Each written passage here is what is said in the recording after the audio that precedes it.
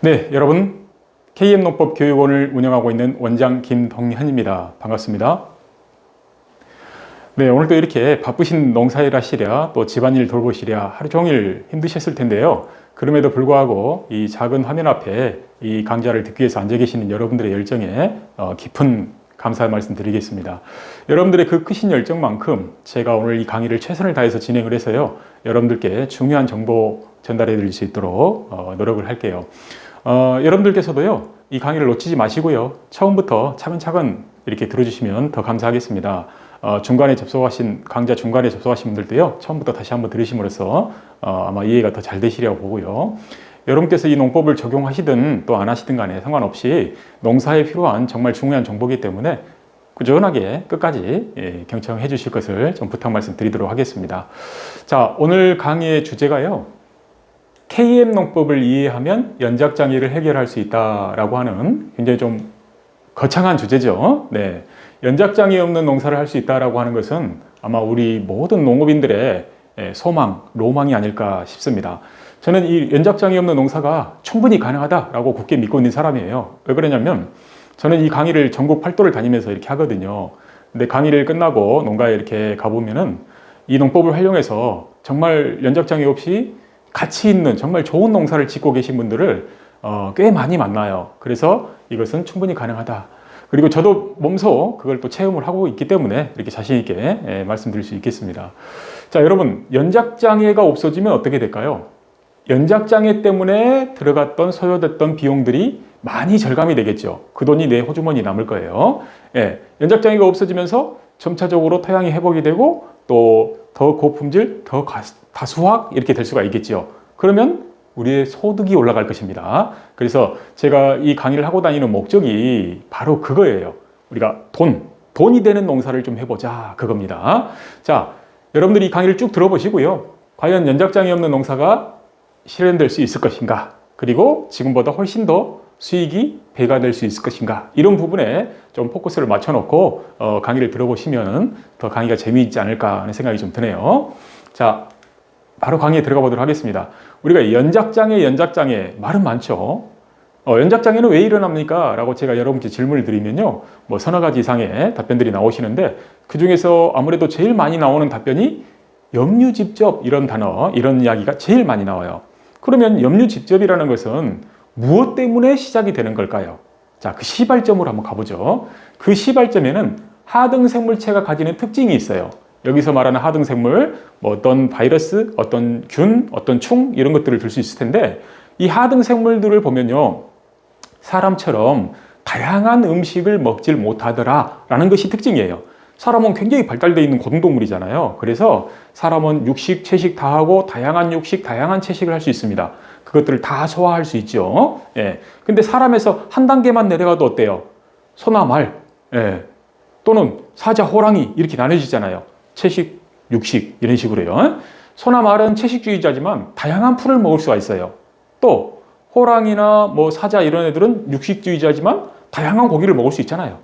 여기서 쭉쭉쭉쭉 아래로 내려가서 저 맨 밑단의 하등생물들, 이놈들은 우리처럼 그렇게 다양한 음식을 먹질 못한다. 또 강제로 먹인다고 해도 소화할 수 있는 능력이 발달되어 있지 않기 때문에 결국 죽고 말 것입니다. 그래서 이 하등생물을 보면요, 자기가 먹을 수 있는 일정한 음식만을 먹더라라는 게 특징이에요. 그 특징을 잘 이해해보면 왜 연작피해가 일어나는지 우리가 이해할 수가 있습니다. 자, 예를 들어서 내가 고추를 1년, 2년, 3년 계속 심어갑니다. 연작을 해요. 그러면 고추를 먹을 수 있는 어떤 균이나 충들이 오게 돼 있다는 거죠. 그놈들이 내 작물을, 내 고추를 먹겠죠. 네, 그리고 증식을 해요. 그래서 피해는 점점 커져갈 것입니다. 여기 바로 이 부분이 연작 피해가 일어나는 시발점이더라라는 거예요. 자, 이놈들이 내 작물을 먹는 거를 내가 막아내질 않으면 내가 수확할 거리가 없게 돼요. 왜요? 그놈들이 다 먹어쳐버릴 테니까. 아마 그런 경험을 여러분도 하신 분이 계실 거예요. 저 역시 그런 경험을 해봤고요. 네, 우리는 이놈들을 막아야 됩니다. 조금 잔인한 말이지만은 이놈들을 죽여야 됩니다. 이놈들을 죽이기 위해서 우리는 좋은 수단을 개발을 했는데 그게 바로 농약이었다는 거죠. 농약. 자, 여러분, 농약 이것은 제가 좀 필요악이 아니냐라고 생각이 돼요. 왜 필요악이냐? 자, 여러분, 당장에 농약 없이 농사 지어봐라. 굉장히 곤란한 상황이 될 거예요. 이놈들이 다 와서 먹어 치울 테니까. 농약이 아닌 다른 방책을 우리가 세워놓지 않았잖아요. 농약에 기대서 농사를 지어왔잖아요. 예. 그러다 보니까 농약 이건 좀 필요하긴 합니다. 필요하긴 것 같다. 무슨 말이냐? 농약을 우리가 절제해서 조금만 쓰면은 좋은데 우리가 지금 그렇지 못한 상황이잖아요.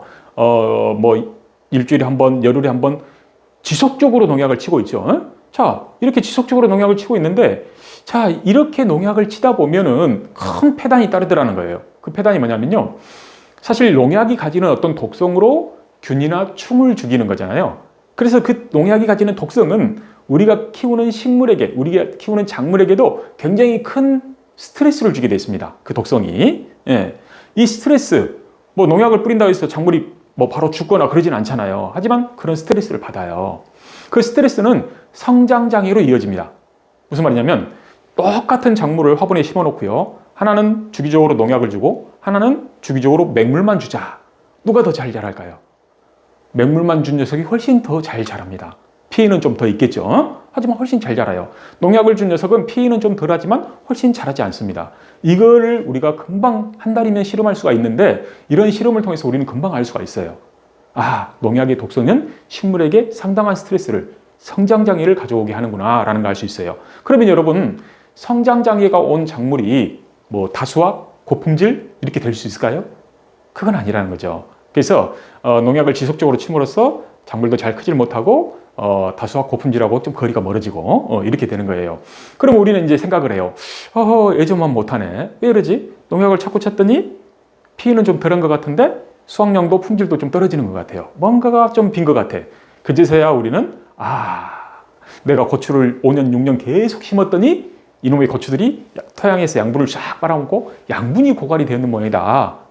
그렇게 생각하는 경우가 제일 먼저 흔하게 접할 수 있는 부분입니다. 그래서 우리가 선택할 수 있었던 게 뭐냐면 화학비료였죠. 화학비료. 화학비료 이것 역시 저는 좀 필요하기 아니냐 이런 생각이 좀 들어요. 왜냐하면 이거 역시 마찬가지로 필요하긴 합니다. 우리가 필요하니까 개발했겠잖아요. 예, 필요하되 이거 역시 너무 무분별하게 쓰고 있다는 거예요. 요즘 그 관행농사를 보면 이 점적 호수를 깔아놓고 관주용 비료를 녹여서 주기적으로 그거를 관주를 이렇게 해주고 있지 않습니까? 그러다 보니까 이 화학 비료가 가지는 이 어떤 이 폐단, 이게 토양에 지속적으로 들어감으로써 미처 다 분해돼서 작물이 흡수하지 못하고 남는 찌꺼기들이 남는다는 거죠. 찌꺼기들. 그것을 우리는 염류집접이다라고 표현을 하죠. 쌓인다, 집접된다, 쌓인다라는 이야기죠. 특히 염자가 들어가는 성분들이 토양에 잘 쌓이더라라는 거예요. 이런 화학비료의 찌꺼기들이 토양에서 자꾸 쌓임으로써 염류집접 현상이 나오는데 그 염류집접 현상의 첫 번째 단계는 뭐냐면 토양에서 이제 유독성 가스가 발생을 하는 거예요. 유독성 가스. 여러분, 화학비료가 토양에서 뭐 화학적인 결합이나 또는 이것이 부패되면서 나오는 가스들, 뭐 암모니아 가스는 당연하겠고요. 황화수소가스, 이산화탄가스처럼 우리 인간에게도 해로울 수 있는 말만 들어도 무시무시한 그런 가스들이 토양에서 스물스물 올라오는 거예요. 자, 이런 가스를 우리가 맡으면서 농사를 짓잖아요. 그러니까 우리가 연탄가스 이런 것을 마시면은 어때요? 직효성 바로 쓰러지잖아요. 근데 비닐하우스 내에서 이런 가스가 올라오는 걸 스물스물 올라오는 걸 계속 우리가 맡았어요. 이거는 바로 쓰러지진 않지만 20년, 30년 계속 맡으면 어떻게 돼요? 이게 하우스병이라는 게 생기는 거예요. 병원에 가면 원인은 없는데 나는 아픈 걸 그게 원인이 다 그런 부분에서 오더라라는 거 우리가 좀 참고하고 있으셔야 될 것 같습니다.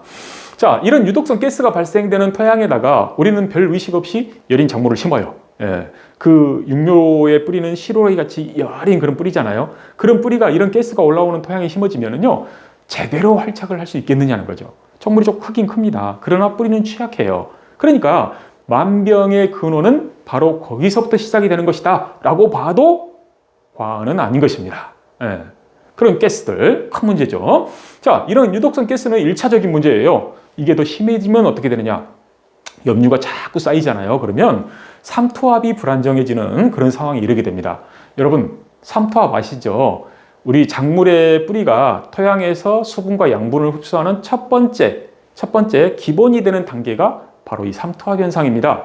삼투압은 농도가 낮은 쪽에서 농도가 높은 쪽으로 수분이 이동해 가더라라는 그런 현상이에요. 이거 뭐 초등학교 자연 시간에 배우는 거죠. 네. 그러면 토양의 농도가 더 낮아요. 뿌리의 농도가 더 높아요. 그래야만 토양의 수분과 이 양분이 양분이 수분에 녹아 있겠죠. 그런 수분이 뿌리 쪽으로 이렇게 이동을 하는 거죠. 농도가 낮은 쪽에서 농도가 높은 뿌리 쪽으로 이동을 하는 것이죠. 이게 삼투압 현상이에요. 이게 원활히 일어나야 작물이 양분과 수분을 이게 몸속으로 흡수할 수 있게 되는데, 토양의 농도가 올라가는 거예요. 이 염류가 집접이 된다는 이야기는 토양의 농도가 점점 올라간다는 이야기거든요. 그러면 자, 예를 들어서 이 정도 차이가 나야 될 토양과 뿌리의 농도가 이렇게 토양의 농도가 올라가면서 뭐 비슷해졌다. 그러면 어떤 상황이 되겠어요? 삼투압이 원활해지지 않겠지요. 자, 예를 들면 이런 거죠. 우리가 평소에 3마력짜리 모터펌프로 물을 주다가 고장이 났네.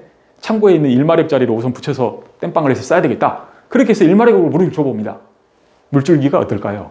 3마력으로 나가는 거하고 1마력으로 나가는 거하고 너무 큰 차이가 있겠죠.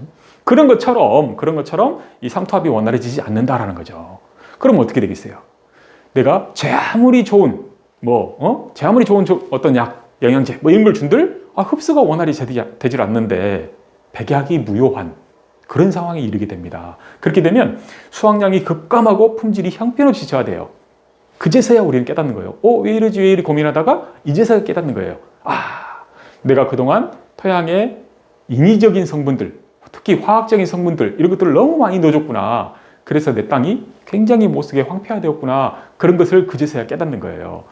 그걸 깨달으면 우리는 토양을 개량하면 되지 뭐. 토양을 격토해야 되겠다. 흙을 사다가 퍼부어. 이런 생각을 이제 하게 된다는 것이죠.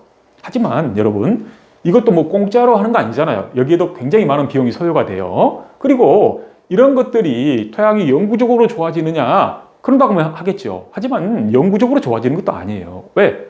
이듬해 봄이 되면 또 이 하등생 물질의 특징이라는 게 시작이 되잖아요.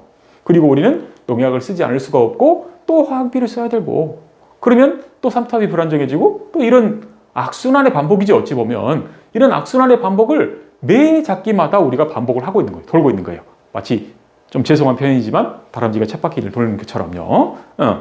이런 형태의 어떤 반복을 계속 하고 있어서는 우리가 아까 돈이 되는 농사, 이거하고는 거리가 멀어진다는 거죠. 보세요. 이 다 돈 들어가는 거잖아요.